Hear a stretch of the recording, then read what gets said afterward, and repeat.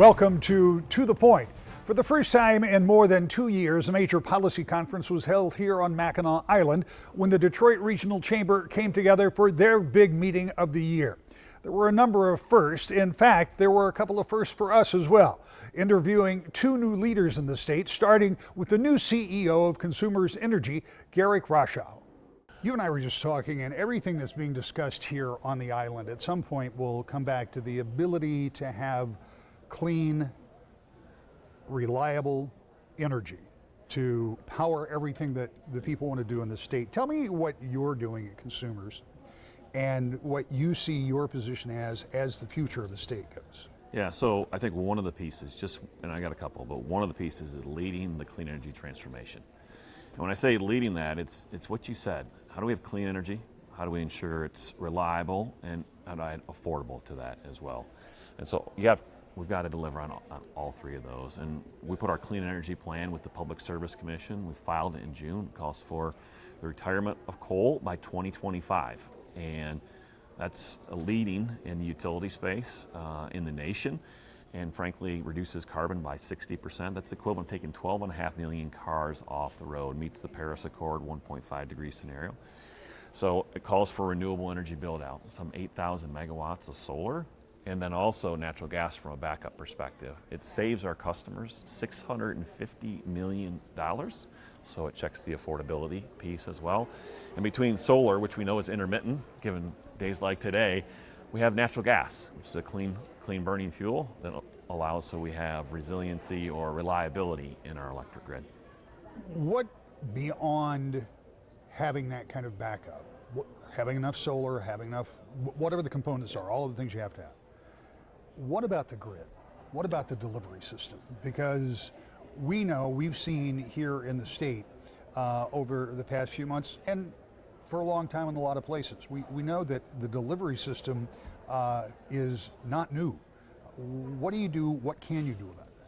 Well, I'll talk about two pieces. There's the supply piece and there's the delivery piece. And the supply piece, when we talk about natural gas, we talk about solar, that's our clean energy plan, which is really a remarkable plan here for the state to position the state for the future and also support the needs from a supply perspective for electric vehicles. When we talked about the grid piece, what we've experienced here in Michigan, but you can see it out west, you can see it in Texas, see it in Louisiana, anywhere, is the importance of the grid itself and ensuring the reliability of the electric grid. And so we started making investments really about early 2018. We've increased our investments in poles and wires and transformers to start to harden the grid, but also in tree trimming. It's the number one cause is when a tree or a limb comes down on the line. So we've increased that by about 60% here over the last 3 years.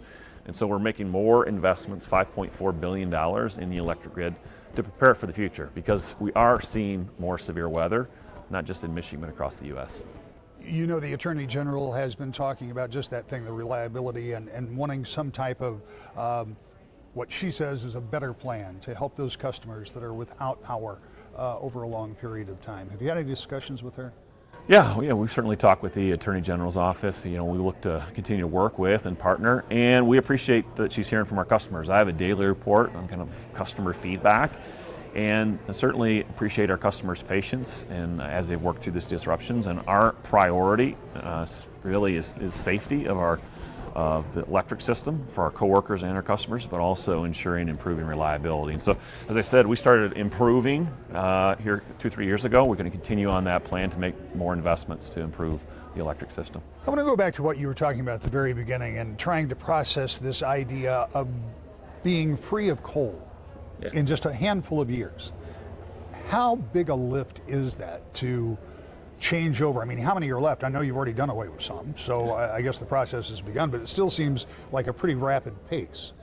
I used to operate 12 coal plants. 7 of them are already retired, and we worked with those communities. One of them is Muskegon, where the BC Cobb plant used to be. We cleaned up the site. Verplank and docks have expanded and developed and grew at that important port facility. So we work with those local communities to help them replace that tax base, and then we ensure all our coworkers that are there have jobs within the company. And so we've got a bit of a playbook that we exercise, and so as we go through these final plant closings, we'll exercise that playbook again with those local communities to ensure those communities are better than we found it. Something that one only has to drive from Grand Rapids to Mackinac Island to recognize that each day there are more cars on the road that are using electricity. That electricity has to come from somewhere, and there has to be a convenient source to recharge those vehicles. What role do you, if any, play in that? We play a big role. We've put out 1,000 chargers here over the last few years. We're in the process of installing 200 what are called DC fast chargers. They will charge a vehicle fully in 1 hour. In 20 minutes, you can get 80% of our charge. We worked with Michigan State University to look at placement across the highways and byways of Michigan. And so we're in that deployment right now to address range anxiety. So we play an important role to be able to support that. I think the other important piece, though, is most of those cars on the road, 90% of them charge at night, and the average customer only drives about 30 miles. So range anxiety is real, but it's only in like trips up here to Mackinac where we have to navigate that. So. Do you expect that to be a growing part of what you have to deliver? In other words, is that just going to expand over the next 10 years to the point where, I mean, you will have to have physical infrastructure for that virtually everywhere in the state? That's one of the reasons we're here at the policy conference, to talk about electric vehicles, to really look at what is the 5-year and 10-year plan for the state of Michigan, because there's, to your point, there are fleets that are making that conversion. It's schools, it's public transit, it's your own personal vehicle, and so it has to be a thought out and coordinated approach. When a fleet, let's take an Amazon or a company like that, when they make that transition, it does require modifications to the electric system. But by and large, we could put a lot of electric vehicles on the system because people are charging off-peak at night when energy is not used to a great extent. Another new face that will be shaping policy in Michigan is the new MEDC director. We sat down with Quentin Messer. Start from the beginning and talk a little bit about your background. You've been the new director for only a couple of months. So what have you done before this? Well, thanks for affording me the opportunity. Prior to coming to Michigan, I was in New Orleans where I led economic development for 6 years. And prior to that, I was assistant secretary under then Governor Jindal for the State Department of Economic Development in Louisiana. And I'm a recovering attorney, so I was a corporate attorney in big law in New York and management consultant with BCG in Chicago. So been a number of different things, but I'm having a time in my life here in Michigan. It's great when you can combine passion with purpose, and that's what economic development is for me, because it's about people. And economic development only matters to the extent that you're transforming positively lives for Michiganders. What are, if there are, any parallels between working in a place like New Orleans or in Louisiana and a place like Michigan, obviously separated by culture and distance, but economies are economies, and there are ways to develop those. Is there overlap from what you have done to what you're doing? No, great question. So I think there are three big overlaps. I think one, there are perception lags reality. And I think in Louisiana, and we certainly saw it, and we see it in Michigan, there's some dated, outmoded perceptions of who we are. Michigan has always been a state about innovation, about the future, and I think people sometimes forget that. Michiganders are very humble people, particularly people in West Michigan, just let the work speak for itself. But when you think about some of the great furniture manufacturers and the innovativeness and design and creativity, it's unsurpassed anywhere in the world. I think the second thing is that I think climate and the evolution and electrification of vehicles affects Louisiana, obviously a fossil fuel state, very oil and gas heavy. Here it's changing our propulsion from ICE to EV. And I think the final thing, and I think Western Michigan has certainly been a leader in this, is the fact that there's a desire to really focus on bioinnovation and life sciences. And with Medical Mile in Grand Rapids, with what you see with Pfizer and Portage. I mean, there was a recent announcement of a Grand Rapids-based company, a Grand Rapids Antiseptic, that helped with manufacturing the Pfizer vaccine. That shows that there are really wonderful things and creativity that's happening in Grand Rapids, and that's a tremendous opportunity. Bioinnovation and life sciences is something that I think is probably underrated. One of the things that we heard from a former administration, and it sounds a little bit like what you're talking about, is that we as Michiganders don't necessarily tell our story very well, and we maybe don't talk up some of the positives that we have. How do you and your department kind of get people to understand that, not that we're open for business, those days I think have been established, but that this is the place for innovation if they don't currently look at us that way? That's a great question. So I think there are really three things we have to do. I mean, we have an iconic brand in Pure Michigan. Now it's leveraging that, and we've used that for tourism. I think we need to continue to use it for tourism. But we now need to figure out pure opportunity. That basically, you come to Michigan, you can come for opportunity, and you can be a part, you can work in a tremendous place, great scenery. Look, this is unprecedented. And you're not that far away from Grand Rapids. I mean, and so you can do this, and as people, particularly a younger generation, sort of says, hey, I can work anywhere in the world. Why can't I work somewhere where I will enjoy the great outdoors? I can enjoy boating, I can enjoy hiking and canoeing and things of that nature. And so I think we have to build upon the Pure Michigan brand and focus on pure opportunity, which is something you continue to see us do. I think the second thing is we need to talk about and get back to talking about what makes Michigan special, which are its people. And really talk about Michiganders, the grit, the work ethic, people who know how to wake up every day, go to a job, punch the clock, work hard, and get up and do it again with integrity and without question. And I think the final thing is, I think there's a little bit of humility, which is part of the endearing nature why people love Michiganders. But I think you have to tell your story. If somebody once said, if it's true, it's not bragging. And so I think there's a lot of wonderful things about West Michigan and all of the state that we can really talk about. You talked about, obviously, the ability to have a multifaceted economy, not just automotive, but certainly the electrification of vehicles. You talked about making sure that the medical aspect of this economy, which you accurately point out has grown, particularly in West Michigan. If those two areas weren't enough, what else will you be focusing on? Obviously, we know we have a tremendous tourism sector. We know that we have a very strong, unique agriculture sector when it comes to specialty crops, et cetera. What else do you want to highlight in Michigan, particularly when it comes to business development? No, it's a great question. So I think a couple of things. One, you talked about agribusiness. I think we have opportunities, food processing. I think Republic Foods is in the West Michigan area. We have great regional and local partners, whether it's the Right Place or whether it's the Cornerstone Alliance, whether it's Lakeshore Advantage. We're working constantly to really think about and give opportunities to small and medium-sized enterprises. So agribusiness is going to be helpful.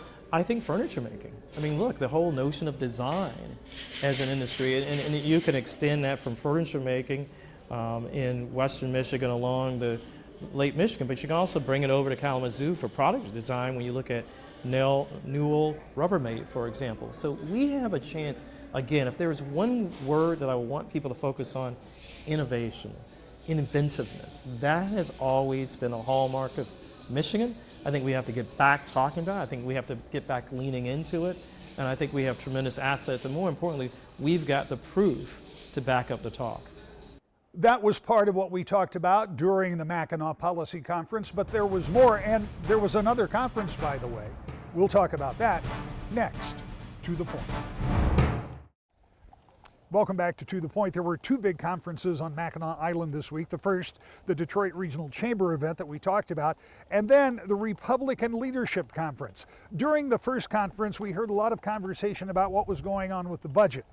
The second conference gave us an opportunity to catch up with Republican lawmakers to talk about that. But first, here's what the governor had to say about the budget process as it was ongoing. We negotiated all the budget items that are reflected in that budget. We agreed on the vast majority of them. Some we still don't see eye to eye on. That's okay. The legislature is doing their work this week. They're going to send it to us. As soon as it comes, we will do our task of going through line by line of the budget to see what is enforceable, what might not be enforceable, and then I will do my action and get it signed and make some changes if necessary. So there are going to be a very clear look at some of that language. Later, Speaker of the House Jason Wentworth talked to us about how he saw the budget process. Mr. Speaker, it was just a couple of weeks ago that I was in your office and you said, we'll get the budget done and we'll get it done before the final week. Now here we sit in perhaps an even better environment than your office.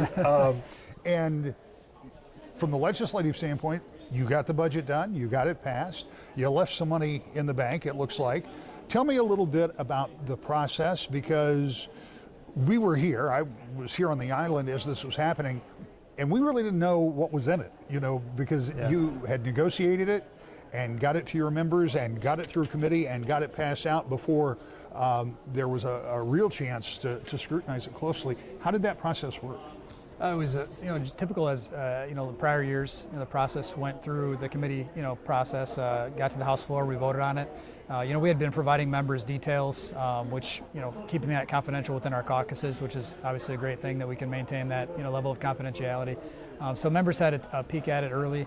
We were able to get them the documents and the information they needed to make their decisions. And also subcommittee chairs were involved in the process, negotiating with departments as well. So it really was just the last final details that we needed to throw together and compromise and come to a consensus on it. And I'm hoping that the governor does the right thing and signs it. Let's talk about that part. I want to talk about what's in the budget in a minute, but let's talk about the governor, because she was standing right over here, 10 feet from where we're sitting, and she was asked about the budget. And she first said, and people watching the show will have just heard her say this, she first said that she's very happy that you guys had negotiated. In fact, she seemed pleased with what you had negotiated from a dollars and cents standpoint. However, and I'm going mostly on guessing here because, again, haven't had a chance to dive into it, there apparently is some language in the budget somewhere that talks about certain perhaps COVID restrictions or mask mandates or something like that. We'll try to talk about that in a minute. And she alluded to the fact that some of that might not be enforceable, and left me, and again, I'm just using my impression because I did not get a solid statement from her, that there are things that she is going to veto in this budget. So let me ask you this. Is there language in the budget that was not negotiated with the governor? So this whole process was a negotiation and a compromise on all of us with this between the Senate, the House, and the administration. So I'd say that the governor has a choice to make, whether she believes this is enforceable or not, whether she wants to line on a veto something or not. That's the decision she's going to have to make. But I think we put together the best possible budget for the state of Michigan and what we've been hearing from the people across the state. And I'm hopeful she'll make the right decision and sign the full budget. Okay, so what is in the budget? Talk to me about this language that I have not yet seen. Is there something in there that would restrict her administration or future administrations from issuing mask mandates? So there is language in there about mask mandates, vaccine passports, restricting the state's ability to do that, and that is important to the people of the state. We've been hearing across the state about this issue on vaccine passports and mask mandates, and so I think it was important that we included that language in the budget, and I'm hopeful, as I said, the governor will sign it. But I can assume that part was not negotiated with her. The whole thing was a negotiation. It's important to say that. I mean, it's not, we didn't put something in that the governor doesn't know about. It was all negotiated. And like I said, I'm hopeful the governor will sign the full budget.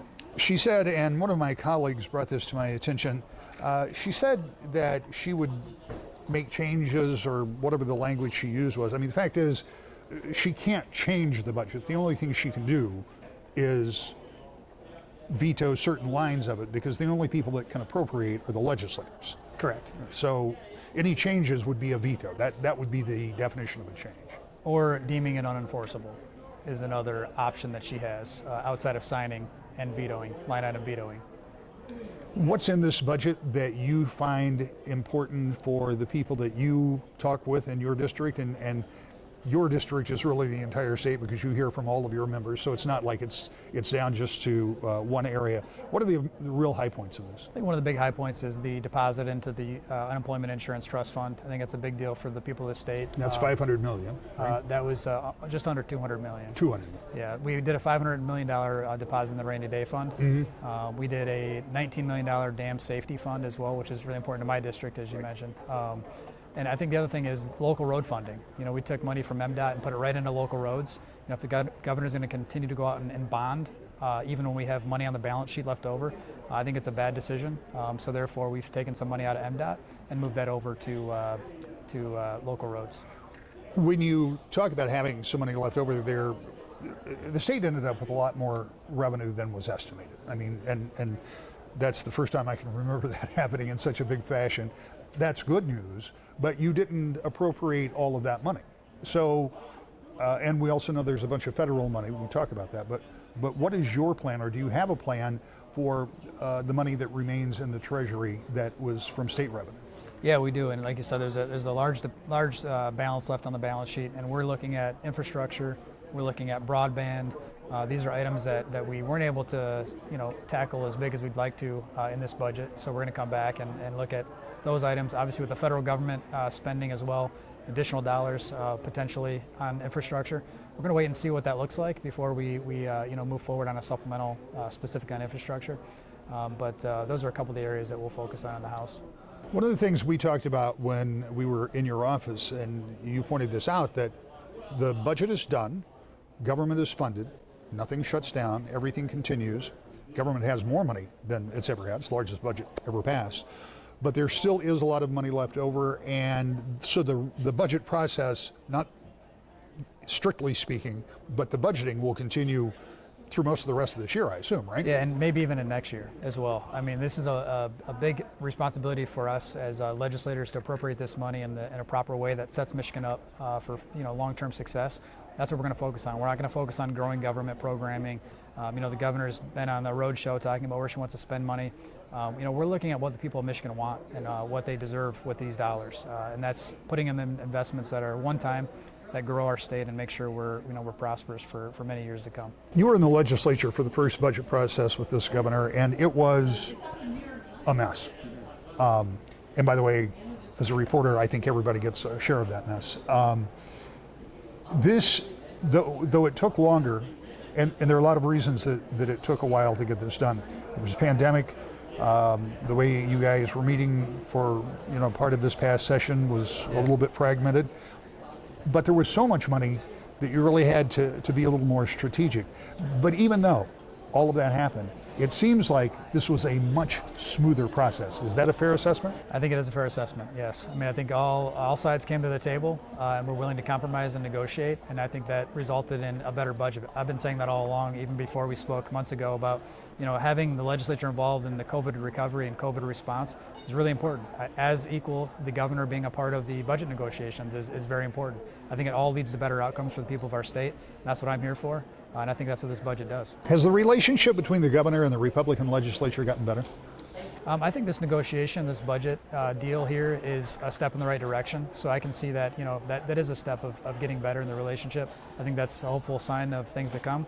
Again, I think it's important that the governor signs the budget as is, and we move forward and work on this rest of the federal dollars. Got about 30 seconds left. Can't leave without talking about the reason we're here on the island for the leadership conference, the Michigan GOP. Is this going to be a weekend where this party comes together a bit? I think so. I think this is a great opportunity for us to come together. We have some great candidates here that are announcing and talking about their candidacies, and I think that's important for us to look at those candidates and decide how we're going to move forward as a party. And when you come out of here, does that have any impact on what happens next in Lansing, or are the two things separate? I think the two things are separate, 100%. I think the progress we make in our state, the people expect it.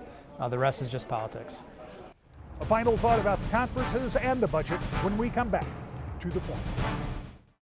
This week saw the resumption of some normality here on Mackinac Island with those two big conferences we attended.